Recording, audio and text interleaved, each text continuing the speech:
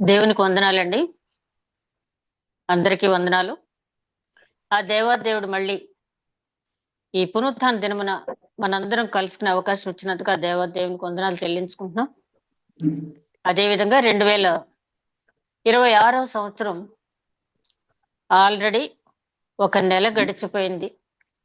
2వ నెలలో ప్రవేశించాం.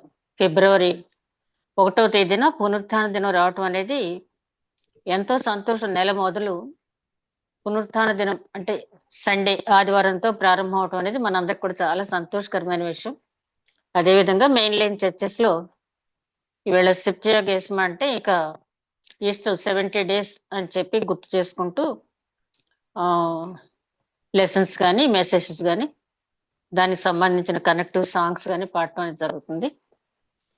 ఏదేమైనప్పటికీ అంటే మనం కేవలం జ్ఞాపకం చేసుకుంటాం అంటే 10 days 40 days మనం ఫాస్టింగ్ ఉండాలా, 40 days దేవుడి దగ్గరగా ఉండాలని కాదు, కానీ అవి జ్ఞాపకం చేసుకుంటూ ఒక్కసారి మన జీవితాన్ని వాక్యానుసారంగా మళ్ళీ రిఫ్రెష్ చేసుకోవటానికి, రివైవ్ చేసుకోవటానికి, రెన్యూ చేసుకోవటానికి, రెస్టోర్ చేసుకోవటానికి ఏదైనా అనండి, ఆ దినాలు మనం ఆచరిస్తూ ఉన్నాం. సరే, ఈరోజు మూల వాక్యం నెహెమ్యా గ్రంథం 3వ అధ్యాయం 1వ వచనం. నెహెమ్యా గ్రంథం 3వ అధ్యాయం 1వ వచనం. ప్రధాన యాజకుడైన ఎల్యాషీబును అతని సహోదరులైన యాజకులను లేచి గొర్రెల గుమ్మమును కట్టి ప్రతిష్ఠించి తలుపులు నిలిపిరి. హమేయా గోపురం వరకును హనన్యేలు గోపురం వరకును ప్రాకారములు ప్రతిష్ఠించిరి. ప్రేమ మేడని మా తండ్రి, ఇంతవరకు క్షేమంగా కాపాడిన పరమేశ్వరుగా నాయన మరొక్కసారి నీకు వందనాలు చెల్లించుకుంటున్నాను తండ్రి. నాయన ఈ జూమ్ మీటింగ్ ద్వారా మేమంతా చిన్న మందగా కూడి నాయన నిన్ను ధ్యానించుకునే కృప అనుగ్రహించినందుకు, వాక్యం ధ్యానించుకునే కృప, నీ సన్నిధిలో గడిపే కృప అనుగ్రహించినందుకు వందనాలు. ఏర్పాటు చేసిన కుటుంబాన్ని నాయన నీవు జ్ఞాపకం చేసుకోండి తండ్రి. దయగల మా ప్రభు, అదేవిధంగా తండ్రి వచ్చిన ప్రతి ఒక్కరిపై నీ యొక్క పరిశుద్ధాత్మ నడిపింపు దయచేయండి. వినగల చెవి, గ్రహించగల మనసు, ఆచరించగలిగే హృదయం ప్రతి ఒక్కరికి దయచేయండి. వాక్యం ధ్యానిస్తున్న నాకు, వింటున్న ప్రతి ఒక్కరికి నీ యొక్క పరిశుద్ధాత్మ నడిపింపు దయచేయండి. ఏ రకమైన టెక్నికల్ ఇబ్బందులు లేకుండా, మరి ఏ రకమైన ఇబ్బందులు లేకుండా, కార్యారంభం కంటే కార్యాంతం మేలన్నాను ఆయన. కార్యాంతం నిన్ను బహుగా స్తుతించుకునే భాగ్యం దయచేయమని మా ప్రభువును నీ ప్రియ కుమారుడైన యేసుక్రీస్తు ద్వారా వేడుకుంటున్నాం తండ్రి. మరొకసారి అందరికీ వందనాలండి. మరి నెహెమ్యా గ్రంథంలో ఆల్రెడీ మనం ఇంట్రడక్టరీ పార్ట్, అదేవిధంగా 2 chapters మనం ధ్యానించుకున్నాం. ఫస్ట్ చాప్టర్ లో మరి నెహెమ్యా గారి తమ్ముడైనటువంటి హనాని ఆ బబులోనికి వెళ్ళి యెరూషలేంలో ఉన్నటువంటి పరిస్థితి అంతా వివరించి చెప్పటం, ఆ మాటలు విన్న వెంటనే దుఃఖించి ఉపవాసం ఉండి గోను పట్ట కట్టుకుని నెహెమ్యా గారు దేవుని సన్నిధిలో ప్రార్థించడం. ఆ 2వ అధ్యాయానికి వచ్చేటప్పటికి ముందు దేవుని సన్నిధిలో ప్రార్థించిన తర్వాత రాజు దగ్గరికి వెళ్ళి ఆ దుఃఖముఖుడై ఉన్నప్పుడు చూచినప్పుడు రాజు ఎందుకు అట్లా ఉన్నావు అని చెప్పి ఆ కప్పు బేరర్గా ఎప్పుడు కూడా చాలా అప్రమత్తంగా సంతోషంగా ఉండాల్సిన పనిలో జాబులో ఉన్నటువంటి నెహెమ్యా ఆ విధంగా ఉండటాన్ని బట్టి ఆ రాజుగారు అడగటం, అదే విధంగా అక్కడ మనం జ్ఞాపకం చేసుకున్న రాణి గారు కూడా పక్కన కూర్చుని ఉన్నారని ఆ సమయంలో అంటే స్పెసిఫిక్ గా మెన్షన్ చేయటాన్ని బట్టి ఆమె పాత్ర కూడా ఇక్కడ ఉందని చెప్పి మనం జ్ఞాపకం చేసుకోవచ్చు. అడిగినప్పుడు మళ్ళీ రాజుతో మాట్లాడేటప్పుడు మళ్ళీ అంతర్గతంగా దేవునికి ప్రార్థన చేసుకుని రాజుగారితో మాట్లాడటం, రాజుగారు యెరూషలేం వెళ్ళటానికి, ఆ ప్రాకారంలో కట్టించడానికి పర్మిషన్ ఇవ్వటం మాత్రమే కాకుండా కావాల్సిన మెటీరియల్, కావాల్సినటువంటి సిబ్బందిని కూడా ఇచ్చి పంపించడం. అక్కడికి వచ్చిన తర్వాత మళ్ళీ నెహెమ్యా ఆ యెరూషలేం ప్రాకారాలను అన్నింటినీ, పడగొట్టబడిన ప్రాకారాలని, కాల్చబడిన ప్రాకారాలని చూచి తన తమ్ముడైనటువంటి హనాని ఏదైతే చెప్పాడో అదే విధంగా ఉన్నట్టుగా గమనించి చాలాసేపు దుఃఖించిన తర్వాత, దుఃఖించడం వల్ల ప్రయోజనం లేదు కానీ మరి సమూయేలు అంటారు కదా, దేవుడు సమూయేలు రాసిన మొదటి గ్రంథం 16వ అధ్యాయంలో ఎన్నాళ్ళు సౌలు గురించి నువ్వు దుఃఖించదు అని చెప్పి, ఆ దుఃఖించడం వల్ల ప్రయోజనం లేదు కానీ ఆ దుఃఖ నివారణ పొందిన తర్వాత కార్యోన్ముఖుడై పరిశీలించాడు మొత్తం. ఎవరిని తీసుకెళ్లకుండా రాత్రి సమయంలో ఒకనొక సమయంలో అయితే తను ఎక్కినటువంటి యానిమల్ బీస్ట్ ప్రయాణం చేయడానికి కూడా వీల్లేని సమయంలో ఆయన ఒక్కడే సంచరించి వచ్చాడు. వచ్చిన తర్వాత తాను ఏం చేశాడో, ఆ రాత్రి అంతా ఎక్కడ చూశాడన్నది అధికారులకు కానీ ఎవరికి కూడా చెప్పలేదు. ఎందుకంటే ఎవరి హృదయంలో ఏది ఉంటుందో, ఎవరు ఎక్కడ లీక్ చేస్తారని చెప్పి, ఆ కార్యదీక్ష కలిగినటువంటి లీడర్‌కి ఉండవలసిన లక్షణాలు ప్రతి ఒక్కటి కూడా సంగతి వెల్లడించడం బుద్ధిహీన లక్షణం అంటాడు సామెతల గ్రంథకర్త. ప్రతీదీ ఇతరులకు చెప్పేవారంట బుద్ధిహీనులంట. అట్లా కాకుండా అవసరమైనవి మాత్రం చెప్పి ఎంతవరకు చెప్పాలో అంతవరకు చెప్పడం అనేది మంచి నాయకత్వ లక్షణం నెహెమ్యా గారికి ఉంది. ఆ తర్వాత వాళ్ళతోటి మనం చేయవలసిన పని ఇది అని చెప్పి వాళ్ళు శత్రువుని చూసి ఆ జడుస్తున్నప్పుడు వాళ్ళని ప్రోత్సహించి, పని గొప్పగా ఉంది కట్టుదము రండి, పని చేయటానికి పూనుకుందాం అన్నప్పుడు వాళ్ళు నెహెమ్యా చెప్పిన దాన్ని బట్టి, అంటే నెహెమ్యా మామూలు మాటలు చెప్పలేదు. మరి మన పితరుల మీద మన మీద ఉన్న నింద శ్రమ తెలుసు కదా మనకి. ఎంతకాలం ఈ నింద మోస్తావు, ఎంతకాలం ఈ శ్రమలు పడతాం, దానికి ఒక ఫుల్ స్టాప్ పెట్టాలని చెప్పి, అదే విధంగా నాకు దేవుడు తోడై ఉన్నాడు అంత మాత్రమే కాకుండా లోక సంబంధమైనటువంటి రాజు అర్థహస్త యొక్క హస్తం కూడా కరుణాహస్తం, దేవుని కరుణాహస్తం, అదే విధంగా ఈ లోక సంబంధమైన రాజు ఆ కోఆపరేషన్ కూడా, అంటే సహకారం కూడా నాకు ఉంది కాబట్టి మీరు జడవద్దని చెప్పి, మీరు శత్రువు వైపు చూడొద్దు, దేవుని వైపు చూడండి అని చెప్పి వాళ్ళని మోటివేట్ చేసిన తర్వాత వాళ్ళంతా కూడా పని చేయడానికి ఒప్పుకోవటం. ఇదంతా కూడా సెకండ్ చాప్టర్ చూస్తాం. ఇదంతా జరుగుతున్నప్పుడు ఆ సల్బనట్టు, అదేవిధంగా టోబియో ఇస్రాయల్‌ని ఉద్ధరించడానికి ఒకడు వచ్చాడంట అని చెప్పి వాళ్ళు చాలా దుఃఖించారని కూడా మనం సెకండ్ చాప్టర్ ఎండింగ్ లో కూడా చూస్తాం. ఇక థర్డ్ చాప్టర్ లో ఉన్నటువంటి ముఖ్యమైన అంశాలు ఏంటంటే, ఎవరెవరు ఏ పని చేశారు అన్నది. చాలా మంది అనుకోవచ్చు, ఎప్పుడో జరిగిపోయింది కదా, ఈ నెహెమ్యా గ్రంథ ధ్యానాలు మనకు అంత అవసరమా? ఆ ప్రాకారం కట్టడం అయిపోయింది, పడగొట్టడం అయిపోయింది, మళ్ళీ దాన్ని హెరోద్ మహారాజు అదే ప్రాకారం మీద మళ్ళీ డెవలప్ చేసి కట్టడం అయింది.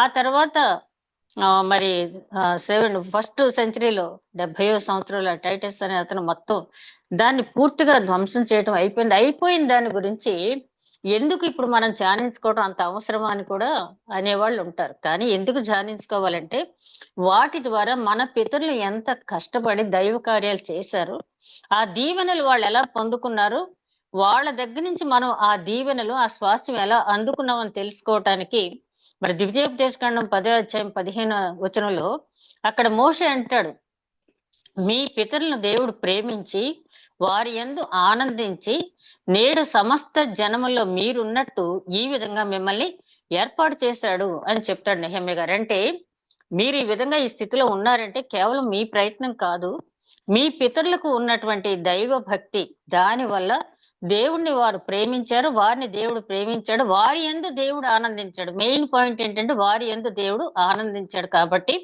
ఈ రకమైన దీవెనలు స్వాస్థ్యంగా మనం వారి దగ్గర నుంచి పొందుకున్నాం అని చెప్పి అక్కడ మోషే గారు అక్కడ ఉన్నటువంటి ఇశ్రాయేల్ జనాంగంతో చెప్పడం, ఇప్పటికి కూడా మనం మన పిల్లలకి అదే చెప్పవలసి ఉంది. ఎందుకంటే ఇందాక నేను ఒక భక్తుడు మాట్లాడుతున్నప్పుడు విన్నాను, ఫస్ట్ స్టేజ్లు అంటే మన తాతల ముత్తాతల స్టేజ్ లో విశ్వాసం అంటే చాలా, అంటే అబ్రహాం లాంటి పరీక్షలు ఎదుర్కొని కూడా విశ్వాసాన్ని నిలిచిన వారు ఉన్నారు. ఇక వాళ్ళ తర్వాత జనరేషన్ వచ్చేటప్పటికి అదొక ఇన్హెరిటెన్స్ గా ఫీల్ అయ్యారు.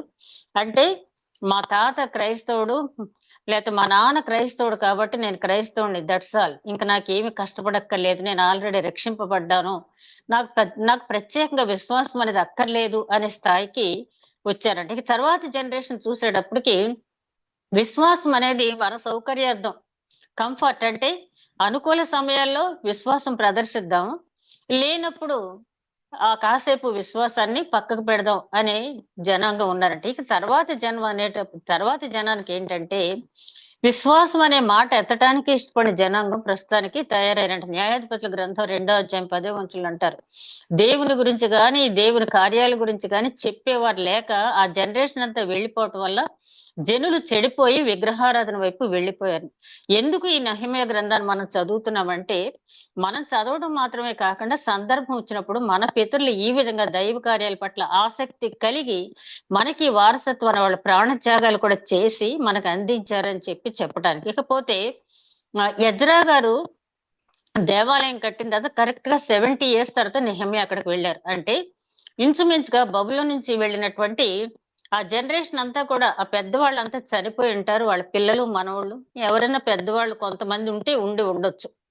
ఇక పూర్తిగా వాళ్ళకి బబులోను చెర గురించి గాని లేదా అంతకు ముందు పడిన శ్రమలు గాని ఏమాత్రము తెలియనటువంటి జనాంగం అక్కడ ఉన్నారు. అక్కడ అష్షూరీయులు వచ్చి సమరయులుగా వాళ్ళు మిక్స్డ్ కల్చర్ ఉన్న వాళ్ళు ఉన్నారు. అదే విధంగా అమోరీయులు కూడా ఉన్నారు. వీళ్ళందరితోటి కలిసి ఇక ప్రత్యేకమైన విశ్వాసం అనేది లేకుండా వాళ్ళు ఏది కనపడితే దాన్ని ఫాలో అవ్వటానికి తయారైపోయారు. అందుకనే ఇట్లాంటి పరిస్థితి అనేది వచ్చింది. నిజంగా నెహెమ్యా గ్రంథం చదివేటప్పుడు ఒక్కొక్కళ్ళు ఎంతెంత కష్టపడి బాగు చేశారో తర్వాత మీరు థర్డ్ చాప్టర్ అంతా ఒకసారి చదవండి. అంటే ప్రాకారం అంటే నేను ఇదివరకు గుర్తు చేశాను మీకు. అది ఏదో కాంపౌండ్ వల్ల కాకుండా దాంట్లో ఒక్కొక్క 4, 5 గదులు వరుసగా ఉండేటటువంటి ఒక్కొక్క పోర్షన్ దాంట్లో ఆయుధాలు తర్వాత పని చేయటానికి కావాల్సిన సామాగ్రి, యుద్ధం వస్తే వెంటనే వాడవలసిన సామాగ్రి అంతా కూడా కాంపౌండ్ వాళ్ళు రూమ్స్ లో ఉండేవన్నమాట. వాటిలన్నిటిని బాగు చేసి అడ్డగడియలు పెట్టి తాళాలు వేసి మళ్ళీ పటిష్టం చేయటం అనేది 3వ అధ్యాయం అంతా కూడా మనం చూస్తాం. ఈ సందర్భంగా మనం జ్ఞాపకం చేసుకోవాల్సింది ఏంటంటే ప్రాకారం యొక్క ప్రాముఖ్యత మనం ఇక్కడ చదివేటప్పుడు దేవుడు మనల్ని కోరుకుంటున్నది ఆ యెరూషలేము వెళ్ళి ఆ ప్రాకారం కట్టమని మనల్ని కోరుకోవట్లేదు. కానీ మన మనస్సు అనే ప్రాకారం అంటే మనసు మీద శత్రుదాడి ఏ విధంగా ఉంటుంది, హృదయం అన్నిటికంటే మోసకరమైందని ఇర్మియా గారు అన్నారు. అదే విధంగా ఆ హృదయాలోచనలకి మనసుకి చాలా ముందు మనసుకు వచ్చిన తర్వాత హృదయానికి వెళ్తది. కాబట్టి మొన్న నేను ఒక బుక్ చదువుతున్నాను, జాన్ బనియన్ గారు రాసినటువంటి బుక్ పరిశుద్ధ పోరాటం అని చెప్పి. చాలా గొప్ప బుక్ అది. నాకెందుకు ఎవరో ఎక్కడో క్విజ్ లో ఫస్ట్ వస్తే ఆ బుక్ నాకు ప్రజెంట్ చేయడం జరిగింది. చాలా రోజుల తర్వాత బుక్ చదువుతా ఉంటే ఆయన జాన్ బనియన్ గారు రాసింది ఏంటంటే అపవాది ఎప్పుడు కూడా మన మనసులో ఉన్న భాగాలు చాలా వరకు రాసుకొచ్చాడు ఆయన. దాంట్లో ముందు దేని మీద దాడి చేస్తాడంటే తెలివి మీద దాడి చేస్తాడంట. తెలివి అనే అంశం మీద. అసలు తెలివి కోల్పోతా ఉంటా అపవాది మనతోటి మాట్లాడేటప్పటికి. ఆ తర్వాత ప్రతిఘటన అనే అంశం మీద దాడి చేస్తాడంటే ప్రతిఘటించే శక్తి లేకుండా ఇక పూర్తిగా అపవాది చేతులకు వెళ్ళిపోయేలాగా మనల్ని చేస్తాడు. అది అంటే మన మనస్సు అనే ప్రాకారం పటిష్టంగా ఉన్నట్టయితే అపవాది మనల్ని ఏమీ చేయలేదు. ఆ మనస్సు అనే పటిష్టంగా ప్రాకారం ఎలా కట్టుకోవాలి ఇప్పుడు మనం ఆలోచించాల్సింది. ఆ రోజున వాళ్ళకున్నటువంటి ఆ భౌతిక అవసరం ప్రాకారం అనేది, ఎందుకంటే శత్రు దుర్భేద్యమైన కోటలు అప్పుడు అవసరం. యెరూషలేము మీద జరిగినన్ని దాడులు బహుశా ప్రపంచంలో ఏ పట్టణం మీద జరిగి ఉండదు. అది దేవుని పట్టణం, సమాధాన పట్టణం యెరూషలేం అంటే. అక్కడ దాడులు, విపరీతమైన దాడులు ఇప్పటికీ కూడా జరుగుతూనే ఉన్నాయి. అది దావీదు మహారాజు కూడా, కింగ్ డేవిడ్ 60 భయంకరమైనటువంటి యుద్ధాలు చేసినటువంటి దావీదు గారు కూడా అన్ని రాజ్యాలు జయించి యెరూషలేం పట్టుకోవటానికి ఆయన చాలా కష్టపడ్డాడు. 3.5 సంవత్సరాలు దగ్గర దగ్గర రాజు అయిన తర్వాత హెబ్రోన్ని రాజధానిగా చేసుకున్నాడు తప్పించి యెరూషలేం జోలికి ఆయన వెళ్ళలేదు. తర్వాత అతని సైన్యాధిపతి యోవాబు ఏవైనా సరే దీన్ని పట్టుకోవాలని చెప్పి దాన్ని చాలా కష్టపడి పట్టుకున్న తర్వాత, ఎందుకంటే వాళ్ళు అంటారు ఇదిగో ఇక్కడ కుంటి వాళ్ళు గుడ్డి వాళ్ళు నేను తరిమేస్తాను ఇక్కడికి వచ్చామండి దావీదుని బలహీనపరచడానికి చాలా ప్రయత్నాలు చేస్తారు. దానికి కూడా ఒక ఇలస్ట్రేషన్ ఉంది ఏంటంటే ఆ హ్యాండిక్యాప్డ్ అది ఉన్న దగ్గర దావీదు వెళ్ళడు కాబట్టి వాళ్ళు ముందు యుద్ధానికి పంపించాలి, వాళ్ళు చూశారు అని చెప్పి. ఏదేమైనప్పటికీ సైన్యాధిపతి పట్టుకున్న తర్వాత వాళ్ళలో రాజనీతి అనేది ఎలా ఉందంటే దావీదు కబురు పెడతాడు, ఇదిగో నేను పట్టణం పట్టుకున్నాను, నువ్వు ఇక్కడ నిలబడితే చాలు, లేకపోతే ఈ క్రెడిట్ నాకెళ్ళిపోద్ది.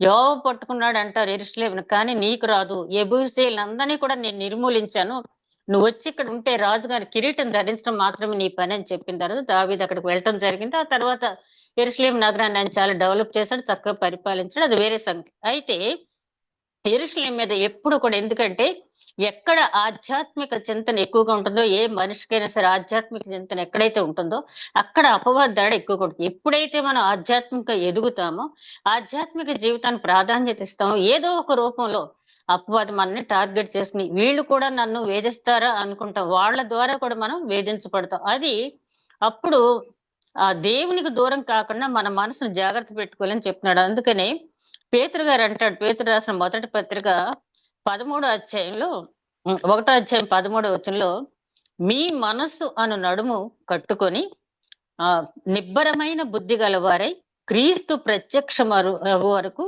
వేచి ఉండండి అంటాడంటే మనం కావాల్సింది ఏంటంటే మనకంతా తెలుసు, విశ్వాసం తెలుసు, నిరీక్షణ తెలుసు, రక్షణ తెలుసు, సమాధానం తెలుసు, విమోచన తెలుసు, అన్ని తెలుసు. కానీ లోకం లాగుతూనే ఉంటుంది మనల్ని ఎప్పుడు కూడా. ఆ లోకాన్ని మీరు జయించాలంటే మీ మనసు అనే నడుముని కట్టుకొని స్థిర బుద్ధి కలిగిన వారై క్రీస్తు ప్రత్యక్షమయ్యే వరకు, అంటే మన దేవుని రాజ్యానికి ఏది దూరం చేస్తుంది మనల్ని అంటే మనస్సు. అందుకని సామెతల గ్రంథకర్త అంటాడు, పరాక్రమశాలి కంటే దీర్ఘశాంతం గలవాడు శ్రేష్ఠుడు, పట్టణమును పట్టుకుని వాడి కంటే తన మనస్సును స్వాధీనపరుచుకున్నవాడు శ్రేష్ఠుడు. ఎంతో ఆలోచించి సామెతల గ్రంథకర్త చెప్పిన మాట. ఒక పెద్ద పట్టణాన్ని పట్టుకోవడం పెద్ద కష్టమేం కాదు, కానీ మన మనసుని మనం స్వాధీనపరచుకోవడం అనేది చాలా కష్టం అంట. అంటే పరాక్రమశాలి కంటే దీర్ఘశాంతుడు ఎట్లాంటి శ్రేష్టమైన వాడో, అదే విధంగా ఒక పట్టణం పట్టుకునేవాడి కంటే కూడా తన మనసును స్వాధీనపరుచుకునేవాడు శ్రేష్ఠుడు. నిజంగా మనసును స్వాధీనపరుచుకుంటే ఇక ఎవ్వరూ మనల్ని ఏమీ చేయలేరు. కాబట్టి ఈ ప్రాకారాల గురించి చదివినప్పుడు దేవుడు మనకి మన మనస్సు అనే ప్రాకారాన్ని గురించి గుర్తు చేస్తున్నట్టుగా మనం జ్ఞాపకం చేసుకోవాలి. ఓల్డ్ టెస్ట్మెంట్ లో ఉన్నదంతా కూడా న్యూ టెస్ట్మెంట్ కి వచ్చేటప్పటికి ఇక్కడేమో శారీరక రక్షణ, భౌతిక రక్షణకు ప్రాధాన్యత ఇస్తే, న్యూ టెస్ట్మెంట్ అంతా కూడా ఆత్మరక్షణ. ఈ రెండు కూడా సంబంధం లేకుండా లేదు. శరీరము, మనస్సు, ఆత్మ ఈ మూడు లింకప్ అయి ఉన్నాయి కాబట్టి ఓల్డ్ టెస్ట్మెంట్ లో లేనిది ఏది కూడా న్యూ టెస్ట్మెంట్ లో లేదు. సరే, ఇక్కడ మనం గమనించినట్లయితే 3వ అధ్యాయం 1వ వచనం దగ్గరకు వచ్చేటప్పటికి ఎవరెవరు ఆ పనిలో పాల్గొన్నారు అనే ఒక లిస్ట్ ఇచ్చారు. అదంతా మనం ఇప్పుడు చదవటం కాదు, కానీ పైన ఇంపార్టెంట్ మాత్రం నేను చదువుతాను.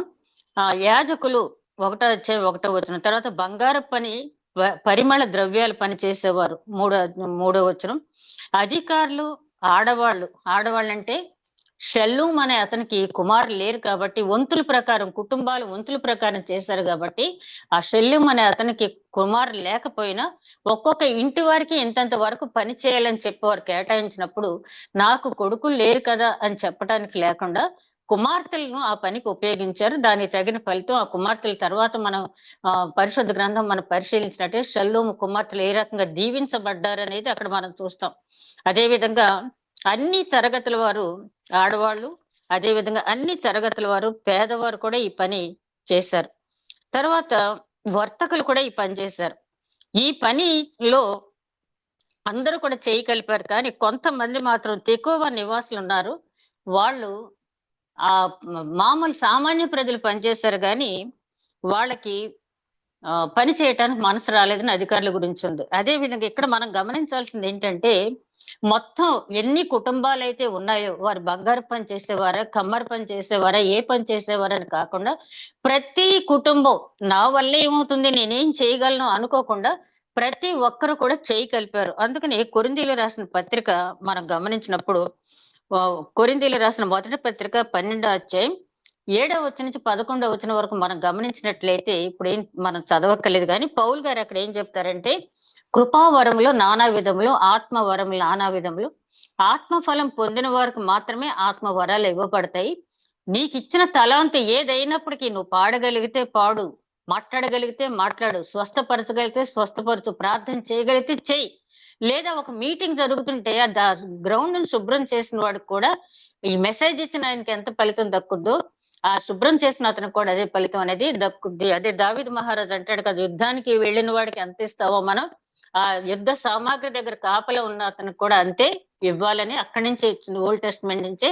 ఇక్కడ కూడా మనం గమనించినట్టయితే ఆ కృపావరాలు, దేవుడిచ్చిన కృపావరాన్ని వ్యర్థం చేయకుండా, ఎందుకంటే ఆయన అడుగుతాడు, నేను నీకు కృపావరం ఇచ్చాను కదా, ఏం చేశావు, నువ్వు దేనికి ఉపయోగించావు, నీకు మంచి గళం ఇచ్చాను, మంచి వాయిస్ ఇచ్చాను, మంచి టోన్ ఇచ్చాను నీకు, నువ్వు నా పాటలు పాడి సువార్త ప్రకటించావా, ఎందుకు నీకు ఇచ్చానని చెప్పి అడిగినప్పుడు సిగ్గుపడకుండా మనకున్నటువంటి తలాంతును ఉపయోగించి మనం పనిచేయాలి. మనందరికీ తెలుసు మత్తయి సువార్త 25వ అధ్యాయంలో ఆ టాలెంట్స్ గురించి వచ్చిన తర్వాత అడుగుతాడు కదా, నేను భూమిలో పాత పెట్టానంటాడు. భూమిలో పాత పెట్టడం అంటే అతనికి ఇచ్చిన తలాంతిని లోక సంబంధమైనగా వాడాడు. చాలా మంది మంచి సింగర్స్ ఉంటారు, వాళ్ళు క్రిస్టియన్ పాటలు పాడటానికి పెద్దగా ఇష్టపడరు, కానీ బయట పాటలు పాడతా. దేవుడు స్వరం ఇచ్చింది అందుకు కాదు, మనకి దేవుడిని స్తుతించడానికి ఆ స్వరం ఇచ్చాడని చెప్పి మనం గుర్తుపెట్టుకోవాలి. అదే విధంగా మనకి ఇవ్వబడిన ప్రతి వరాన్ని దేవునికి ఉపయోగించాలి. ఇక్కడ మనం నేర్చుకో ప్రతి విషయంలో కూడా దేవుడు మనకి ఏదో ఒక పాఠం నేర్పిస్తాడు. ఇక్కడ ఏం నేర్పిస్తున్నాడు మనకంటే, ఆ రోజు ఆడపిల్లలతో సహా మరి లేని వారు వృద్ధులతో సహా ఆ పనిలో పాల్గొన్నారు. ఎందుకంటే ఇది దేవుని కార్యం మేము చెయ్యాలని. అట్లాంటి ఆలోచన నువ్వు ఇప్పుడు ప్రాకారం కట్టమని బరువులు మోయమని దేవుడు చెప్పట్లేదు కానీ, దేవుని కార్యం చేయటానికి నీకిచ్చిన తలాంతుని పూర్తిగా ఉపయోగించుకో. రాకడ సమీపంగా ఉంది కాబట్టి, నీకిచ్చిన తలాంతు నీకు తెలుసు, దేవుడికి తెలుసు. నాకు రాదు ప్రభు అని అబద్ధం చెప్పడానికి లేదు. ఎందుకంటే మనిషికి నోరిచ్చిన వాడు ఆయనే, చెవినిచ్చిన వాడు ఆయనే, దృష్టిచ్చిన వాడు ఆయనే కాబట్టి, నాకు రాదు ప్రభా, నాకు లేదు ఆ వరం లేదు ప్రభా అని మనం అంటానికి లేదు. ఆయన మనకి ఏ వరం ఇచ్చాడో అది తెలుసు. దాన్ని దాచిపెట్టొద్దు, నువ్వు దేవుని కార్యానికి ఖర్చు పెట్టని చెప్పి చెప్తున్నాడు. అదే విధంగా ఇందా చెప్పాను కదా, ఎరుకో వారు ఆ అధికారులు, మేము అధికారులం కదా, మేము పని చేయము అన్నారు. కానీ దైవ కార్యం చేసే భాగ్యాన్ని వాళ్ళు కోల్పోయారు. మరి మనందరికీ తెలుసు కదా, యోహాను సువార్తలో 13వ అధ్యాయంలో మనం గమనించినట్టయితే యేసుక్రీస్తు శిష్యుల పాదాలు కడిగారు. అంటే నాయకత్వం నీకు కావాలనుకున్నప్పుడు నాయకుడు ఎప్పుడు కూడా పరిచర్య చేసేవాడుగా ఉండాలి. నేను పరిచర్య చేయటానికే వచ్చాను కానీ పరిచర్య చేయించుకోవటానికి రాలేదు. అనేకుల విమోచనార్థం క్రయధనంగా నన్ను నేను అర్పించుకోవటానికి లోకానికి నేను వచ్చానని చెప్పిన మాట మనందరికీ తెలుసు. యేసుక్రీస్తును మనం అనుసరించేటప్పుడు ఆ తెగువ అధికారులు ఎట్లాగైతే గర్వంగా మేము అధికారులు, మేము పని చేయమని అనకుండా, దైవ కార్యాలు నువ్వే స్టేటస్ లో ఉన్నా గ్రేడ్ 1 ఆఫీసర్, ఐఏఎస్, ఐపీఎస్ ఏదైనా కూడా దేవుడిచ్చిందే కదా నీకు. ఆ స్టేటస్ నీకు అడ్డం రాకూడదు. దేవుని కార్యం చేయటానికి నీ స్టేటస్ నీకు అడ్డం రాకూడదు. ఎందుకంటే ఇతనికి స్టేటస్ ఇచ్చాను, ఎందుకు ఇచ్చానని చెప్పి దేవుడు ఎప్పుడు కూడా మన గురించి బాధపడకూడదు, దుఃఖించకూడదు. అది మాత్రం మనం జ్ఞాపకం పెట్టుకోవాలి. ఎప్పుడైతే దేవుడిచ్చిన స్టేటస్ ను అనుభవిస్తూ ఆ స్టేటసే ఒకవేళ దేవుణ్ణి ఆరాధించడానికి గాని, దేవుని కార్యం చేయటానికి గాని నీకు ఆటంకంగా ఉన్నట్టయితే నువ్వేమీ బాధపడక్కల. ఆ స్టేటస్ ని దేవుడి నీ దగ్గర నుంచి తీసేస్తాడు. తర్వాత అయ్యో నేను ఒకప్పుడు ఇలా చేశానని చెప్పి పశ్చాత్తాపడి మళ్ళీ ఆయన వైపు తిరిగే వరకు, అంటే కొన్నిసార్లు గుణపాఠం నేర్పుతాడు. కాబట్టి ఒకవేళ మన స్టేటస్ దేవుని కార్యం చేయటానికి గాని, దేవుని సువార్త ప్రకటించడానికి ఆటంకంగా ఉంటే, ఈవేళ మనం నేర్చుకోవాల్సింది ఏంటంటే, ఆ తెగువ అధికారులు దైవ కార్యం చేసే అవకాశం పోగొట్టుకున్న తర్వాత చరిత్రలో చూసినట్టయితే తెగువ సామాన్య ప్రజలు, తెగువ స్త్రీలు కూడా ఆశీర్వదింపబడ్డారు. దావీదు మహారాజు కుమారుడు అబ్షలోం పోయినప్పుడు, కాదు అతను మొదటి కుమారుడు పోయినప్పుడు అబ్షలోం చంపినప్పుడు, అబ్షలోంని తిరిగి చంపాలని దావీదు మహారాజు రాజరికం చేయకుండా దుఃఖం ఒకడే ఏదో విధంగా అబ్షలోం చంపేయాలనుకున్నప్పుడు, మరి యోవాబు చేత పంపించబడినటువంటి ఒక తెకోవ స్త్రీ వచ్చి దావీదు మహారాజుకి ఉపదేశిస్తుంది. చనిపోయిన వాడంటే నేల మీద పారబోసిన నీళ్లే కదా రాజా, నేల మీద పారబోసిన నీళ్ళని మనం ఎలాగైతే ఎత్తుకోలేమో, చనిపోయిన వాడిని మళ్ళీ తెచ్చుకోలేము. చనిపోయిన వాడి గురించి బ్రతుకున్న వాడిని చంపటం అది రాజు లక్షణం కాదని చెప్పి మర్మగర్భంగా ఇండైరెక్ట్ గా చెప్పింది. అట్లాగా చాలా తెలివైన వాళ్ళు చాలా మంచి పొజిషన్ లో ఉన్నారు. ఆ తర్వాత తెగువ ప్రాకారాల గురించి మనం ఇర్మియా గ్రంథంలో చదువుతాం. ఎందుకంటే ఈ మాట నేను చెప్తున్నాను, గిన్నెడు చన్నీళ్లు నా పేరట ఇచ్చిన నేను వాళ్ళని మర్చిపోను అన్నాడు. ఈ తెగువ అధికారం వాళ్ళు ఎక్కడ కూడా వాళ్ళు అభివృద్ధి చెందినట్టుగా మనం చరిత్రలో చూడం. తెగువ సామాన్య ప్రజలు మాత్రం వాళ్ళు చాలా అభివృద్ధి చెందినట్టుగా మనం చూస్తాం. దేవుని కార్యం, నేను మా బాబుని చిన్నప్పుడు గాడ్రేజ్ చైర్స్, అప్పుడు చర్చెస్ లో ఇలాంటి బెంచెస్ కానీ కాస్ట్లీ చైర్స్ కానీ లేవు, ఓన్లీ గాడ్రేజ్ చైర్స్. ఒక చిన్న క్లాత్ పట్టుకుని వెళ్ళి ముందు ఆ చైర్స్ అన్ని శుభ్రం చేసి వచ్చి అప్పుడు స్నానం చేసి మళ్ళీ చర్చికి వెళ్ళేవాడు. ఏమండి మీ అబ్బాయిని ఏంటో ఒక్కడే అబ్బాయి చర్చికి చైర్స్ క్లీన్ చేయించడానికి పంపిస్తున్నారంటే అని అనటం జరిగింది. కానీ మా అబ్బాయి అనే కాదు, చాలా మంది చర్చిలో అలా పరిచర్య చేసినాడు, మంచి మంచి పొజిషన్ లో సెటిల్ అయ్యారు. ఎందుకంటే దేవుడు అంటే మనకేదో ప్రతిఫలం వస్తుందని మనం చేయలేదు, మనం మామూలుగా దైవ కార్యం అని పంపించాం, చేసాము. కానీ మనం మర్చిపోయే దేవుడు కాదు కాబట్టి, ఆయన నిమిత్తం హృదయపూర్వకంగా ఎవరు ఏ పని చేసినా ఆయన మర్చిపోయే దేవుడు కాదు. అట్లాంటి వీళ్ళంటే అవగాహన లేకుండా పోగొట్టుకున్నారు. మరి యేసుక్రీస్తు ఒక మోడల్ లైఫ్ డిమాన్స్ట్రేట్ చేసి మనకు చూపించాడు కాబట్టి, మనం ఇట్లాంటి గర్వంతో అట్లాంటి అవకాశాన్ని మనం పోగొట్టుకోకూడదు. అదే విధంగా నాయకులు పనిచేసి ఇష్టం లేదు కనుక కేజీబీలు అయితే వాళ్ళు తలలు కూడా, అంటే తల వంచి ఆ పని చూడటానికి కూడా ఇష్టపడలేదని చెప్పి ఉంది అక్కడ. అదే విధంగా మనం గమనించినట్లయితే మరి యోహాను సువార్తలో మనం యేసుక్రీస్తు చేసిన పరిచర్య చూసాం. అపోస్తుల కార్యాలు 18వ అధ్యాయం 3వ వచనం చూస్తే అకుల ప్రిస్కిల్ల వాళ్ళ డేరాలు, టెంట్ మేకర్స్ వాళ్ళు, వాళ్ళ దగ్గరికి వెళ్ళి పౌలు గారు కూడా అదే పని చేసి తన ఉదర పోషణార్థం సంపాదించుకోవటమే కాకుండా విధవరంటకి వాళ్ళకి కూడా ఇచ్చాడు. అసలు నిజంగా చెప్పాలంటే ఆయన పుట్టుకతోటే రోమా అది పౌరసత్వం ఉన్నవాడు. వాళ్ళ నాన్నగారు రోమా గవర్నమెంట్ లో మంచి ఉన్నత ఉద్యోగి. ఆయనకి చాలా మంచి సంపద ఉంది, జ్ఞానం ఉంది, అన్నీ ఉన్నాయి. కానీ పరిచర్య చేయట్లో ఆనందించే వ్యక్తి ఎప్పుడు కూడా తనను తాను తగ్గించుకుంటాడు. తనను తాను తగ్గించుకుని ఆ టెంట్ మేకర్స్ తోటి ఉండి ఆ టెంట్ మేకింగ్ చేసేటప్పుడే సువార్త పగలు కూడా ప్రకటించాడు ఆయన. అదే సమయంలో రాత్రి కూడా ప్రకటించాడు. అదే విధంగా అపోస్తల కార్యాలు 20 అధ్యాయం 34, 35 వచనాలు చెప్తాడు. నా చేతుల కష్టార్జితంతో నేను బ్రతికాను.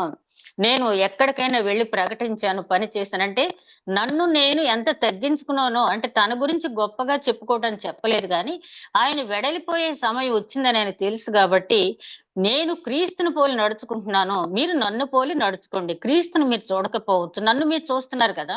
మీరు నన్ను పోలి నడుచుకోండి. నాకంత జ్ఞానం ఉన్నా, నాకంత సంపద ఉన్నా, నాకంత బ్యాక్‌గ్రౌండ్ ఉన్నా కూడా ఆ టెంట్ మేకర్స్ తో కలిసి నేను ఎట్లాగైతే కష్టపడి సువార్త ప్రకటించి నన్ను నేను పోషించుకోవటమే కాకుండా ఇతరులను కూడా పోషించాను, దాన్ని అనుసరించండి అని చెప్పి ఆయన చక్కటి మెసేజ్ అక్కడ ఇవ్వటం జరిగింది. అదే విధంగా ఆహ్, ఆహ్, తెకోవ స్త్రీల గురించి మనం చదివాం కదా!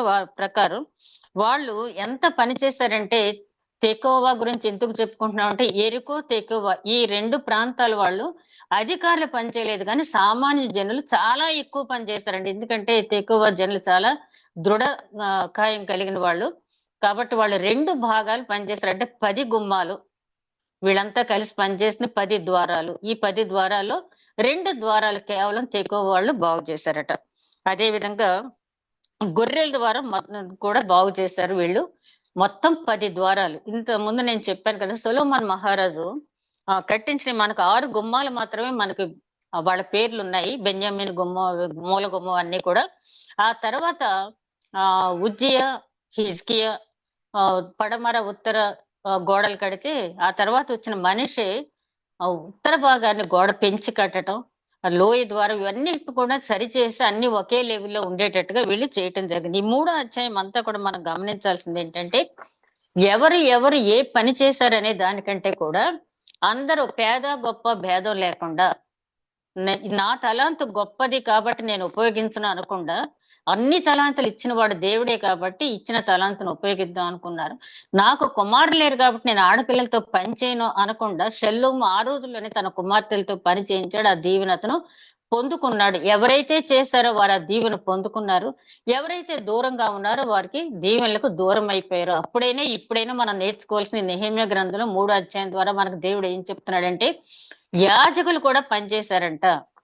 యాజకులు గుమ్మాల దగ్గర పనిచేయడానికి బారూకు అనే వ్యక్తి అత్యాసక్తితో పనిచేస్తాడు. యాజకులేమో దేవుడు పని చేస్తా ఉంటే, యాజకులు గుమ్మాల దగ్గర బాగు చేయడానికి బారూకు అనే వ్యక్తి అత్యాసక్తి. ఎందుకు ఆ బారూకు అనే పేరు అక్కడ ఉదహరించబడిందంటే, అతను చేసిన విధానాన్ని నెహెమ్యా గమనించాడు కాబట్టి ఇవేళకి కూడా అతని పేరు మనం చదువుకుంటున్నాం. చిన్న పనే చెయ్యొచ్చు, కానీ చిత్తశుద్ధితో చేసిన పని దేవుడు గుర్తిస్తాడు. ఇది 3వ అధ్యాయంలో మనం నేర్చుకోవాల్సింది. ఇక 4వ అధ్యాయానికి వచ్చేటప్పటికి, ఇక్కడికొచ్చేటప్పటికి 4వ అధ్యాయం ఒకసారి మనం గమనించినట్టయితే, ఈ పని అంతా కూడా ఇలా జరుగుతోంది. ఇక్కడ శత్రువులు ఉన్నారు కదా! మనం వాళ్ళ పేర్లు కూడా మనం చూసాం కదా! ఈ శత్రువులు మేము గోడ కట్టుచున్న సమాచారం విని సన్బలట్టు మిగులు కోపగించి రౌద్రుడై యూదులను ఎగతాళి చేసి షోమ్రోను దండువారి ఎదుటను తమ స్నేహితుల ఎదుటను ఇట్లైన దుర్బలులైన ఈ యూదులు ఏమి చేయుదురు? తమంతట తామే ఈ పని ముగింతురా? బలులు అర్పించి బలపరుచుకుందురా? ఒక దినమందే ముగింతురా?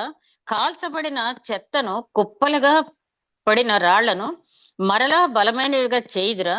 మరియు అమ్మోనైన టోబియా అతని ఎదుట నుండి ఉండి వారు కట్టిన దానిపై ఒక నక్క ఎగిరినట్టయితే వారి రాతి గోడ పడిపోనని ఎంత హేళన చేస్తున్నారంటే, మనం దేవుని కార్యం చేసేటప్పుడు అబ్బో బయలుదేరాడరా పెద్ద ప్రసంగికుడు, బయలుదేరిందా పెద్ద ప్రసంగికురాలు, లేకపోతే దేవుని కార్యం చేస్తున్నారు, అబ్బో మందిరం కడతారంటే వీళ్ళ వల్ల ఏమవుద్ది, లేకపోతే ఈ పని చేస్తారంటే వీళ్ళ వల్ల ఏమవుద్ది అని చెప్పి ఎక్కడి నుంచో కాదు, మన మధ్య ఉన్న వాళ్ళే మనల్ని బలహీనపరచడానికి అనేకమైనటువంటి మాటలు అంటూ ఉంటారు.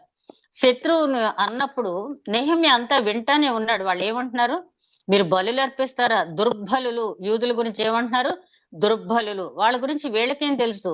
వాళ్ళు శారీరకంగా దుర్బలత్వంలో ఉంటే ఉండవచ్చు, కానీ వారి దేవుడు సర్వ సృష్టికర్త, సర్వోన్నతుడు.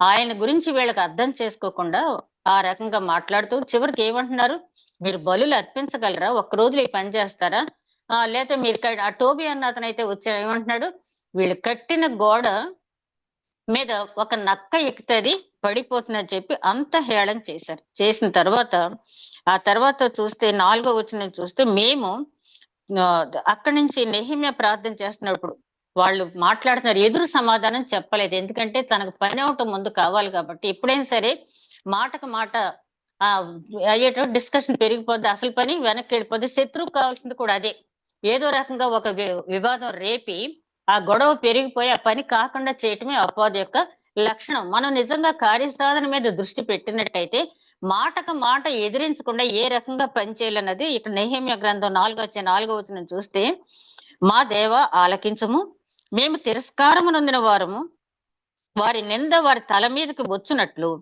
చేసి వారు చెరపట్టబడిన వారై వారు నివసించు దేశంలోని వారిని దోపునకు అప్పగించుము. వారు కట్టువారిని బట్టి నీకు కోపం పుట్టించి ఉండరు కనుక వారి దోషమును పరిహరింపకము, నీ ఎదుట వారి పాపమును తుడిచివేయకము. అయినను పనిచేటుకు జనులను మనసు కలిగి ఉండను కనుక మేము గోడను కట్టుచుంటిమి, అది సగము కట్టబడి ఉండెను. ఇక్కడ ఆ నిందని తిరస్కారాన్ని విన్నాడు, ఎదురు సమాధానం చెప్పలేదు, కానీ వారిని ఎవరి చేతిలో పెట్టాలో వాళ్ళ చేతిలోనే పెట్టాడు. జీవం గల దేవుని చేతిలో పట్టడం మహా భయంకరమని చెప్పి నెహెమ్యాకు తెలుసు కాబట్టి పగ తీర్చుకుంటే నీ పని కాదన్నాడు దేవుడు కదా. ఇవన్నీ కూడా ఓల్డ్ టెస్ట్మెంట్ నుంచి వచ్చిన మాటల రిఫరెన్స్లు చూపించాలంటే మన టైం అయిపోద్ది, కానీ హెబ్రీ గ్రంథంలో రిఫరెన్స్లు అన్ని కూడా మనకి ఓల్డ్ టెస్ట్మెంట్ లో ఉన్నవి. ఆ పగ తీర్చుకోవటం అనేది నా పని కాదని చెప్పి దేవుడికి అప్పచెప్పేస్తాడు. ఒకనొక సమయంలో ఇర్మియా గ్రంథకర్త కూడా విలాప ప్రవక్త అని పేరు పొందినటువంటి ఇర్మియా కూడా విసుకెత్తిపోయి అంటాడు, వీళ్ళ మీద న్యాయం తీర్చు, నన్ను అనేక రకాలుగా బాధ పెడుతున్నారు, వీళ్ళ వదిలిపెట్టొద్దు అన్నాడు దేవుడి దగ్గర. వీళ్ళు మానవ మాత్రలుగా అది ఎంతవరకు అని భరిస్తారు. ప్రవక్తకిని యేసుక్రీస్తుకి కూడా తేడా అదే. యేసుక్రీస్తు కూడా ఒక ప్రవక్త అంటారు, కానీ ప్రవక్తలందరూ కూడా ఏదో ఒక సందర్భంలో మేము భరించలేకపోతున్న దేవా వీళ్ళకి న్యాయం తీర్చు, మా పక్షాన్ని ఉండు, వీళ్ళకి శిక్ష విధించు అని అడిగిన ప్రవక్తే గాని మరి ఇంకో రకంగా చూడం మనం. ఇర్మియా కంటే మించిన ప్రవక్త అనే లేదు, విలాప ప్రవక్త. అతనే విసుకెత్తిపోయి అన్నాడు, ఇదిగో నన్ను విసిగిస్తున్నారు వీళ్ళని చూడండి. కానీ యేసుక్రీస్తు తాను హింసించే వారి గురించి, తండ్రి వీరు ఏం చేస్తున్నారు వీరు ఎరుగరు కనుక వీరిని క్షమించు అన్నాడు. ప్రవక్తకి యేసుక్రీస్తుకు ఉన్నటువంటి వ్యత్యాసం అది. ప్రవక్త మానవ శరీరంలో ఉన్నాడు, యేసుక్రీస్తు మానవ శరీరంలో ఉన్న ఆత్మానుసారమైనటువంటి మనసు కలిగిన వాడు, దైవ కుమారుడు. కాబట్టి శరీరంలో గుచ్చుకుంటుంది, రక్తం కారుతుంది, దెబ్బలు అన్ని కూడా కనపడుతున్నాయి. అయినప్పటికీ కూడా క్షమించు అంటే ఆ దైవాత్మ ఆయనలో ఉంది కాబట్టి. దైవాత్మ అంటే మళ్ళీ ఇంకొకరు ఏమనుకుంటారంటే ఆత్మ ఆయనకి వేరే ఇచ్చి దేవుడు పంపించాడు, కానీ ఆ స్థితికి వెళితే మనం కూడా అదే మాట మనం మాట్లాడతాం.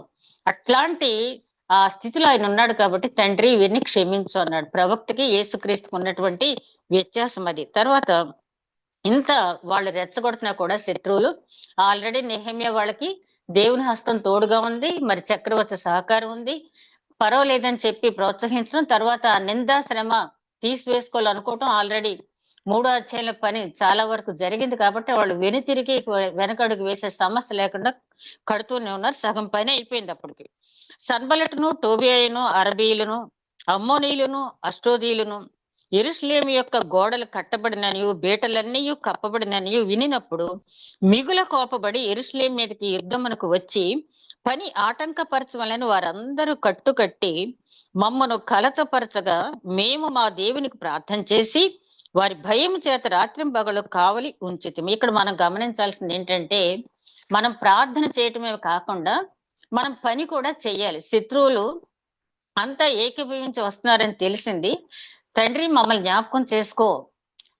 2వ కీర్తన, సంకీర్తనలో 2వ కీర్తన దావీదు మహారాజు రాసినటువంటి కీర్తనలు అంటది, ఏలికలందరూ ఏకీభవిస్తున్నారు అని చెప్పి. ఆకాశం అందున్న దేవుడు రాజు ఆశ్రయుడై వీళ్ళని చూసి నవ్వుకుంటున్నాడు. అంటే దేవుడు చేసే పని చెడగొట్టాలని ఎవరైనా అనుకుంటే దేవుడు నవ్వుకుంటాడంట. ఆయన గడ్డి పరకను ఉపయోగించన్నా, ఒక గాడిదను ఉపయోగించన్నా, ఒక మిడతను ఉపయోగించైనా ఆయన కావాల్సిన కార్యం ఆయన చేయించుకునేవాడు. వీళ్ళకి తెలియదు ఆ మాట. అందుకనే 83వ సంకీర్తనలో కూడా ఆసాపు అంటాడు, ఇశ్రాయేల్ పేరు జ్ఞాపకం రాకుండా చేయాలని అనుకుంటున్నారంట. అప్పుడేంటి మరి నెతన్యా కూడా అన్నాడు కదా, అసలు పటంలో ఎక్కడా కూడా ఇశ్రాయేల్ అనే ఇది లేకుండా ఉండాలి అని చెప్పి ఇస్రాయేల్ పేరు ఎత్తకుండా అతను ఇస్రాయేల్ వ్యతిరేక అతని పేరైతే నాకు జ్ఞాపకం రావట్లేదు. అతను అంటాడు పటంలో అసలు ఇస్రాయేల్ ఉండకూడదు, వాళ్ళ పేరే జ్ఞాపకం రాకూడదు అని చెప్పి చెప్పడం జరిగింది. సారీ. అయితే ఇప్పటికీ కూడా క్రైస్తవులు అనేవాళ్ళు అసలు ఈ భారతదేశంలో ఉండకూడదని చెప్పి మన మీద ఎట్లాగైతే జరుగుతున్నాయో అప్పుడు కూడా అదే జరిగింది. అక్కడ నెహెమ్యా చేసింది ఇప్పుడు కూడా మనం ఇక్కడ చెయ్యాలి. వాళ్ళు ఎలాగైతే నిర్మూలించాలని చూసినప్పుడు నెహెమ్యా ఓపి పట్టాడు కానీ ఊరుకోలేదు. దేవునికి చెప్తున్నాడు ఎప్పటికప్పుడు, ప్రభువా మేము నీ పని చేస్తున్నాము, దేవా నీ పని చేస్తున్నాము, మమ్మల్ని ఇలాగ ఆటంకపరుస్తున్నారు, నీకే అప్పగిస్తున్నాం అని చెప్పి నెహెమ్యా ఎక్కడికక్కడ చెప్తూ పర్వాలేదులే దేవుడు చూసుకుంటాడులే పని అని చెప్పి అనుకోకుండా ప్రార్థన చేస్తూ పని చేస్తూనే ఉన్నాడు. దేవుడు గాల్లో దీపం పెట్టమని ఎప్పుడు కూడా చెప్పలేదు. ఊచ చేయగలవు అని బాగు చేసేటప్పుడు నీ చెయ్యి చాపు అన్నాడు. అదే విధంగా నీ పరుపెట్టుకునే నడువు అన్నాడు. ఆ లాజరు సమాధి దగ్గరికి వెళ్ళి రాయి తీయండి అన్నాడు. అంటే మన ప్రయత్నం కొంత ఉండాలి, అది జరగాలంటే ప్రయత్నం ఉండాలి, మనకి ఇష్టము కూడా ఉండాలి. ఇష్టం ఎప్పుడు వస్తుందంటే ఆయన చేయగలడని నమ్మిక ఉన్నప్పుడు.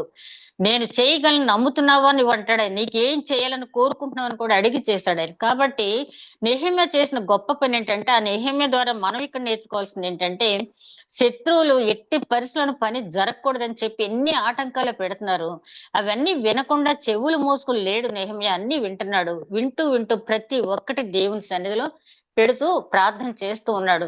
ఎస్, నా ప్రార్థన దేవుడు ఆలకించాడు కాబట్టి నేను హాయిగా నిద్రపోవచ్చు, నా ప్రాణమా తినమో త్రాగము సుఖించమని నేను నిద్రపోవచ్చు అని చెప్పి అనుకోలేదు. కానీ ఒక చేత్తో ప్రార్థన చేస్తున్నాడు, ఒక చేత్తో పని, ప్రార్థన పని సమాంతరంగా జరుగుతోంది. ఇదే మనం నేర్చుకోవాల్సింది. అదే విధంగా 10వ వచనం నుంచి 12వ వచనం వరకు మనం గమనించినట్లయితే అక్కడ బయట యూదా వారు బరువులు మోయవారి బలము తగ్గిపోయిను, ఉన్న చెత్త విస్తారము, గోడ కట్టలేమని చెప్పగా మా విరోధులను వారు తెలుసుకొనుకుంటును చూడకుండాను మనము వారి మధ్యకు చొరబడి వారిని చంపి పని ఆటంకపరుచుమనిరి.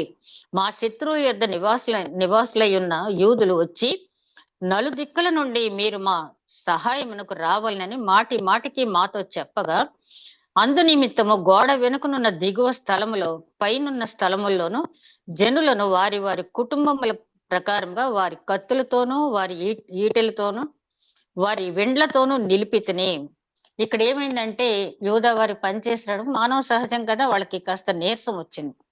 వచ్చేటప్పటికి వాళ్ళు ఏం చేశారంటే, పని చెయ్యాలని మాకుంది కానీ మా శక్తి సరిపోవట్లేదు. ఓ పక్క నుంచి పని చేస్తా ఉంటే ఓ పక్క నుంచి మమ్మల్ని ఆటంకపరిచేవాళ్ళు, మమ్మల్ని చులకన చేసేవాళ్ళు, మమ్మల్ని హేళన చేసేవాళ్ళు, మమ్మల్ని నిస్సత్తులుగా చేసేవాళ్ళు ఉన్నారు. కాబట్టి మాకు మీ సహాయం కావాలని చెప్పి అడిగినప్పుడు బయట నుండి వ్యతిరేకత, లోపల నుంచి నిరుత్సాహపరుస్తున్నారు. అదే అంటాడు కదా, మాసిదోనియా సంఘానికి వెళ్ళినప్పుడు పౌలు గారు అంటారు, మిత్రులారా నేను ఎంతో దేవుని పని చెయ్యాలని ఉంది నాకు, కానీ బయట లోపల కూడా వెలుపట బయట కూడా నాకు పోరాటం. ఎందుకంటే వెలుపట బయట అంటే నా వాళ్లే నాకు ఎదురు తిరుగుతున్నారు, బయట అన్యులు నాకు ఎదురు తిరగటం కాకుండా దేవుని గురించి తెలిసిన వాళ్ళు కూడా నాకు ఎదురు తిరుగుతున్నారు. నిజమే కదా, ఒకసారి మనం దైవ కార్యం చేయాలనుకున్నప్పుడు ఒక్కొక్కసారి దేవుని యందు విశ్వాసం ఉన్న వాళ్ళు కూడా వాళ్ళు ఏంటంటే ఇతనికి ఏంటి ఈ ఆధిక్యత, దేవుడు ఇతనికి ఇచ్చాడా నిజంగానో, అసలు దేవుని పిలుపు ఉంది ఇతనికి, మాలాంటి వాళ్ళమే ఇలా ఉన్నాం కదా, ఇతనికి పిలుపు ఎక్కడి నుంచి వస్తుంది అని చెప్పి అనుకుంటారు. కానీ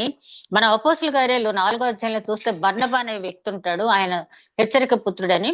ఆయన మరి పౌలు గారు అతని దగ్గర చాలా జూనియర్, చెప్పాలంటే జూనియర్ కంటే కూడా మైనస్ అని చెప్పాలి. ఒకనొక టైంలో సంఘాన్ని హింసించినటువంటి వ్యక్తి పౌలు గారు. కానీ దేవుని చేత ఆయన దర్శించబడిన తర్వాత మార్పు చెందాడని నమ్మిన తర్వాత ఎంతో ఆదరించి ప్రతి సంఘానికి తీసుకెళ్లి పౌలు గారిని పరిచయం చేసి పౌలు గారి ద్వారా జరిగిన పరిచర్యను బట్టి అక్కడ ఎంత మంది అయితే మారు మనసు పొందారో వాళ్ళందరికీ దేవుడు చూపిన కృపను బట్టి సంతోషించాడంట.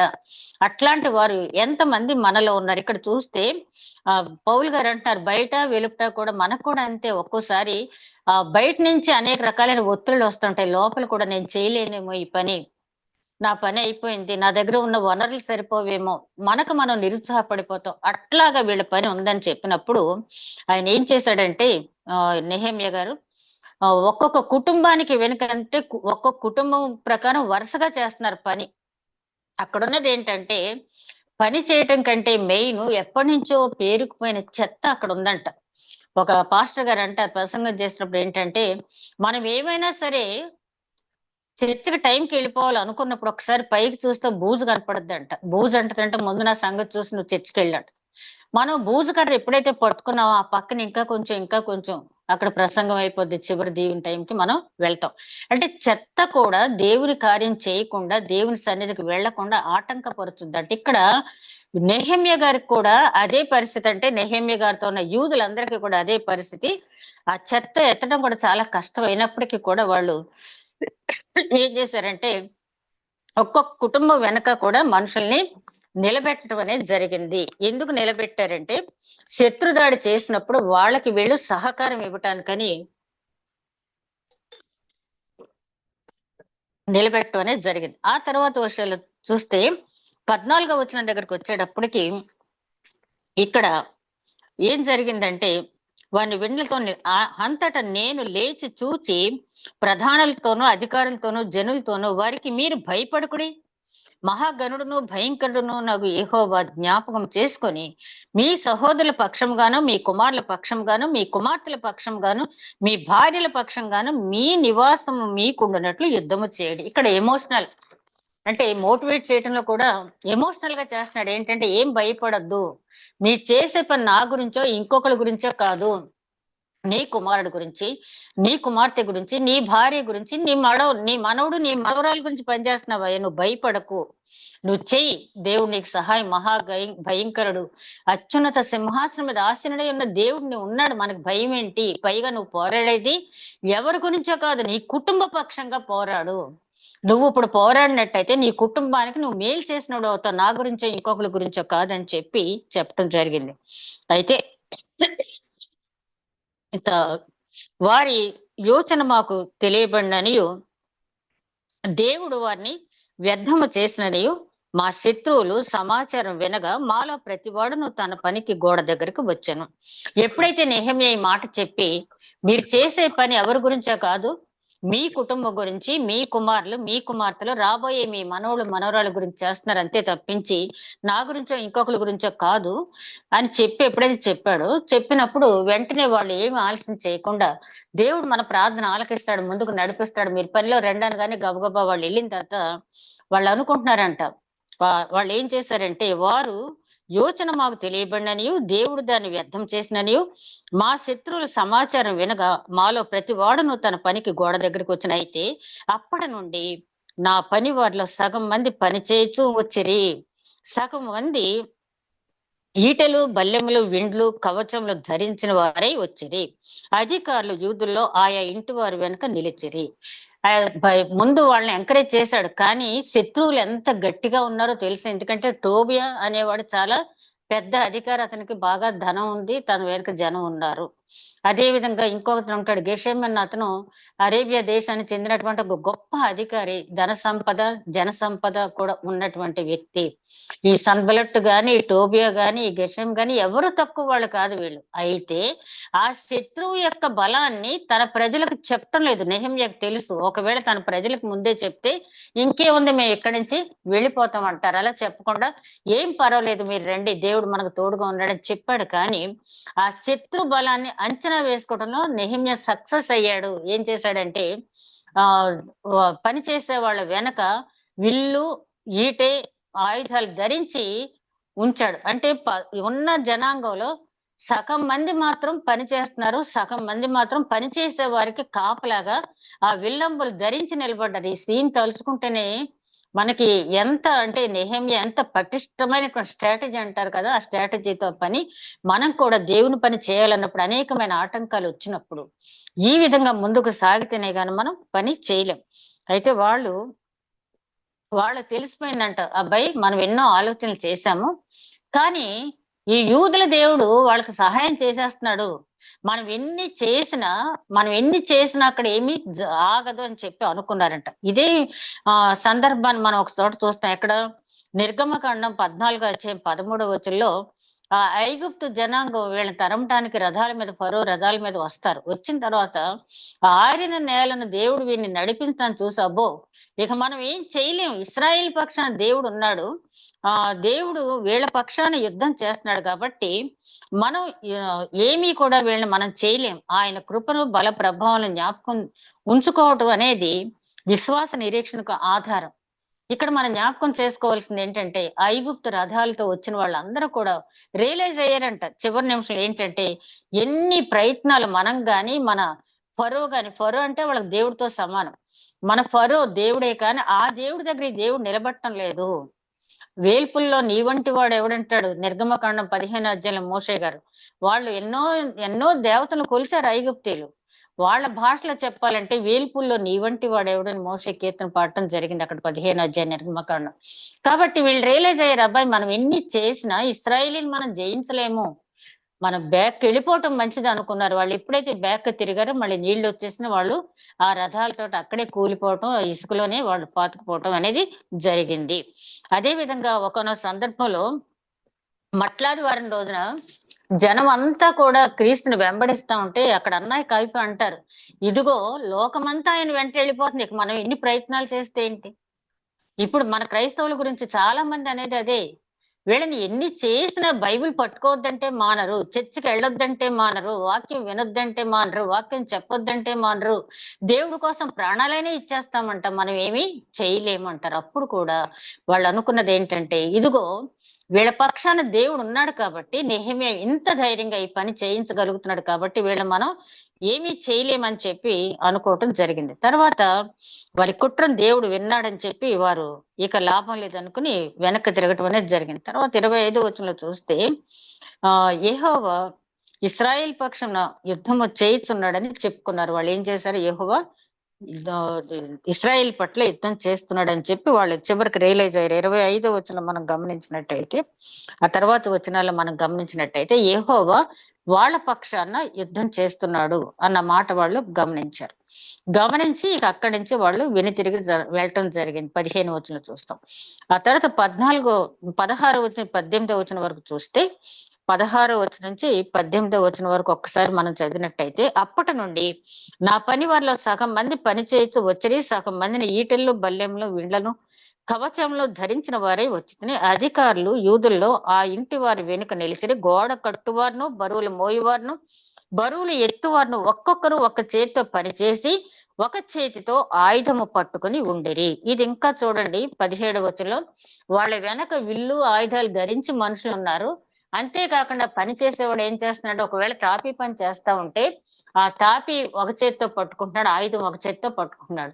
అంటే ఒక చేత్తో ఎడం చేత్తో ఆయుధం పట్టుకుని కుడి చేత్తో పనిచేస్తున్నాడు. వాళ్ళ వెనకాల ఆయుధాలు ధరించి అంటే శత్రువుని ఎదిరించడానికి సర్వ సన్నాహాలు చేసి వాళ్ళు నువ్వేం చేయలేవు మమ్మల్ని అని చెప్పి యేసుక్రీస్తు ఎప్పుడైతే సాతానా నా తగ్గించి పో అని చెప్పి గట్టిగా ఆయన చెప్పిన వెంటనే గద్దించిన వెంటనే వాక్యానుసారంగా గద్దించిన వెంటనే అపవాది ఎట్లాగైతే వెళ్ళిపోయాడో వీళ్ళు కూడా మనం ఏమీ చేయలేము, మన దేవుడు అక్కడ పనికి రావట్లేదు, వాళ్ళ దేవుడు గొప్పవాడు, వాళ్ళ పక్షాన ఆయన యుద్ధం చేస్తున్నాడని చెప్పి వాళ్ళు గమనించారు. అయినా కూడా నెహెమ్యా తక్కువ అంచలేదు, పర్లేదులే తోక జాడించేశారు వాళ్ళు వెళ్ళిపోయారు, నన్ను ఏమి చేయలేరులే, నా జనులు ఏమి చేయలేరులే అనుకోలేదు. కానీ ఎప్పుడు కూడా శత్రువుని మనం తక్కువ అంచనా వేయకూడదు. పోయిన వారం నేను జ్ఞాపకం చేశాను కదా, లోకాసువార్త 14వ అధ్యాయంలో ఒక గోపురం కట్టాలంటే తగులుబడి ఖర్చు ముందుగానే నువ్వు చూసుకోవాలి. అదే విధంగా ఒక రాజు మీదకి నువ్వు యుద్ధానికి వెళ్ళేటప్పుడు అతని బలం ముందు నీ బలం సరిపోద్దు లేదు చూసుకో, ఒకవేళ సరిపోదు అనుకుంటే ముందుగానే దారిలోనే నువ్వు సమాధాన పడు, నీ జనాన్ని పోగొట్టుకోకని చెప్తాడు. అలా ఇక్కడ నెహెమ్యా ఏం చేస్తాడంటే ఆ శత్రువులు వెళ్ళిపోయారు కదా అని అనుకోకుండా అప్రమత్తంగా ఉండి పని చేసేవారి వెనుక కాపలా పెట్టాడు, పని చేసేవారి చేతిలో కూడా ఆయుధం పెట్టాడు. అంటే వెనక వీళ్ళు ఉన్నారు, ఒకవేళ ఎదటి నుంచి వచ్చి ఎవరిన దాడి చేస్తే వాళ్ళ ప్రాణాన్ని వాళ్ళు రక్షించుకోవటానికి ఆయుధాన్ని వాళ్ళ చేతికి ఇచ్చేశాడు. ఎంత పకడ్బందీగా అంటే దేవుడి పని ఎంత ఆసక్తితో చేస్తున్నాడు. ఇక్కడ గోడ కట్టడం అనేది పక్కకు తీసేసి దేవుని పని మనం చేసేటప్పుడు ఈ ఆటంకాల్లో ఏదైనా వస్తే మనం ఎంతవరకు నిలబడతాము. నెహెమ్యా గారు నిలబడ్డారు కాబట్టి, నెహెమ్యా గారు జనం నిలబడ్డారు కాబట్టి ఇన్ని వేల సంవత్సరాల తర్వాత కూడా వారిని మనం జ్ఞాపకం చేసుకుంటాం. మరియు కట్టు వారిలో ఒక్కొక్కడు తన కత్తి నడుమునకు బిగించుకుని గోడ కట్టుచూ వచ్చాడు. బాకా ఊదువాడు నా యొద్ద నిలిచిన అప్పుడు నేను ప్రధానులతోనూ అధికారులతోనూ మిగిలిన వారితోనూ ఇట్లాంటి నీ పని మిక్కిలి గొప్పది, మన గోడ మీద ఒకరికి ఒకరు చాలా ఎడముగా ఉన్నాము కనుక ఏ స్థలములో మీకు బాకానాదం వినపడునో అక్కడికి మా దగ్గరికి రండి, మన దేవుడు మన పక్షంగా యుద్ధము చేయును. మళ్ళీ చెప్తున్నాడు ఏంటంటే, సరే మీరు బాగానే నిలబడ్డారు, అంతా బాగానే ఉంది, బాకా ఊదేవాడేమో నా దగ్గర ఉన్నాడు, మీరేమో అంటే బాకా ఎప్పుడు ఊతాడు? శత్రువు దాడి చేయటానికి వచ్చినప్పుడు బాకానాదం ఊతారు. కాబట్టి ఆ ట్రంపెట్ సౌండ్ అనేది మీకు వినపడుతుంది అనేది కష్టం. కాబట్టి మీరేం చేస్తారంటే, చాలా ఎడంగా ఉన్నారు కదా, ఆ ట్రంపెట్ సౌండ్ ఎప్పుడైతే మీకు ఆ బాకానాదం ఎప్పుడైతే వినపడిందో మీరంతా కూడా దగ్గరికి రండి, నా దగ్గరికి రండి, ఆ నాదం ఎక్కడైతే వినిపిస్తుందో అక్కడికి వచ్చేయండి, పని తర్వాత చేసుకుందాం అని చెప్పి అన్నాడు. ఏ స్థలంలో మీకు బాకానాదం వినపడనో అక్కడికి మా దగ్గరికి రండి, మన దేవుడు మన పక్షాన్ని యుద్ధము చేయను. ఆ ప్రకారం మేము పని యందు ప్రయాసపడితిమి. సగము మంది ఉదయమున మొదలుకొని నక్షత్రముల అగుపొడి వరకు ఈటెలు పట్టుకొనిరి. మరియు ఆ కాలమందున జనులతో ప్రతివాడును తన పనివానితో కూడా యెరూషలేములో బస చేయవలను.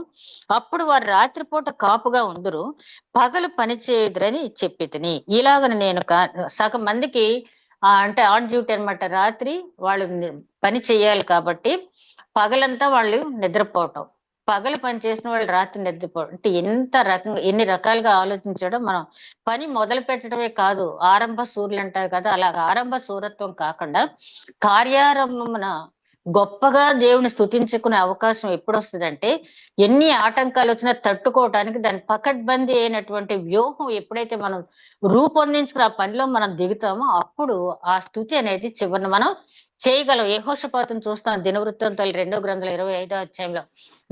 నాలుగు దేశాల నుంచి ఆటవిక సైన్యం లాంటి సైన్యం వచ్చేసారు అతని మీదకి. అప్పుడు ఏం చేశాడు? గోనెపట్ట కట్టుకుని తన రాజ్యంలో ఉన్న వారిని అందరినీ ఉపవాసం చేయమని తను కూడా ఉపవాసం చేసి ఆ యుద్ధాన్ని ఎదిరించాడు. ఆ తర్వాత బెరకా లోయలో గొప్ప స్థుతి చెల్లించాడు. అట్లాంటి స్థుతి మనం చెల్లించాలంటే యెహోషాపాతు ఏ విధంగా ఉపవసించి ప్రార్థన చేశాడో, నెహెమ్యా ఏ విధంగా ఉపవసించి ప్రార్థన చేసి, ఉపవాసం చేసిన ప్రార్థన చేసిన తర్వాత పని దేవుడే చూసుకుంటాడు అనుకోకుండా ఎంత గొప్ప వ్యూహంతో పకడ్బందీగా ఆ వ్యూహ రచన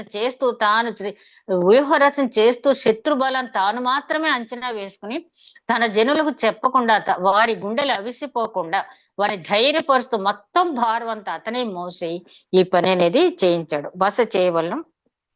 అప్పుడు వారు రాత్రి మాకు కాపుగా ఉందరు, పగల పనిచేయదని చెప్పింది. ఇలాగ నేను కానీ, నా బంధువులు కానీ, నా పనివారు కానీ, నా వెంబడి ఉన్న పారావారు కానీ ఉదుకుకొనుడు తప్ప మరి దేనికి మా వస్త్రములు తీసివేయలేదు. అంటే ఇక్కడ ఏంటంటే, రిలాక్స్ అవడానికి ఈ రోజు రిలాక్స్ అవుదాంలే, ఈ పని చేసే వస్త్రాలు మనకొద్దు, మామూలుగా ఇంటి దగ్గర వేసుకునే వస్త్రాలు వేసుకుని రిలాక్స్ అవుదాంలే అని ఒక్కరోజు కూడా అనుకోలేదంట. వాళ్ళు వేసుకున్న బట్టలకి ఉతుక్కోవాలి మాసిపోయి అన్నప్పుడు మాత్రమే ఆ బట్టలు తీసి ఉతుక్కున్నారు. పనికి ఆటంకం కలగకుండా ఆ వస్త్రాలు ఉతుక్కోవడం అనేది కూడా ఎంత విపులంగా ఒక డైరీ రాసినట్టు నెహెమ్యా రాయటం అనేది జరిగింది. ఎందుకంటే ఆయన గొప్ప చెప్పుకోవటానికి కాదు, కానీ రాబోయే తరాలు దేవుని కార్యం చేసే పట్ల అప్రమత్తంగా ఉండాలి. ఆ సన్బలట్టు, టోబియా, గెషం కంటే మించిన శత్రువులు మనకు ఇప్పుడు ఉన్నారు, మించిన శత్రువులు మనకున్నారు. మనం ఎక్కడైతే సువార్త ప్రకటిస్తున్నామో అక్కడికి తయారైపోతున్నారు. కాబట్టి యేసుక్రీస్తు చెప్పినట్టుగా పాముల వలె వివేకులే, పావురం వలె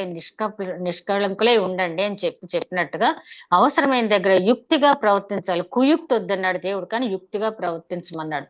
యుక్తిగా ప్రవర్తించి మన సువార్త ప్రకటించాలి, అంతే తప్పించి మనం ఏదో వాళ్ళు మనల్ని కొడతారు తిడతారు అన్నప్పుడు కొడితే కొట్టండి తిడితే తిట్టండి అన్నట్టుగా వెళ్లకుండా, సువార్త అదునేరికి వ్యవసాయం పదునేరికి విద్య అంటారు కదా, అలాగా ఆ రకంగా మన సువార్త ప్రకటించాలి. ఈ నెహెమ్యా 3-4 అధ్యాయాల ద్వారా మనం నేర్చుకున్నది ఏంటంటే, దేవుని పని ఎవరైతే ఆసక్తితో చేస్తారో ఆ దీవెనలు ఎక్కడికి పోవు. యూదులు ఆ రకంగా అంటే వాళ్ళ మీద ఉన్న నింద పోగొట్టుకోవటానికి వాళ్ళ శ్రమలు ఫుల్ స్టాప్ పెట్టడానికి ఒక తరం కష్టపడితే పడ్డాం.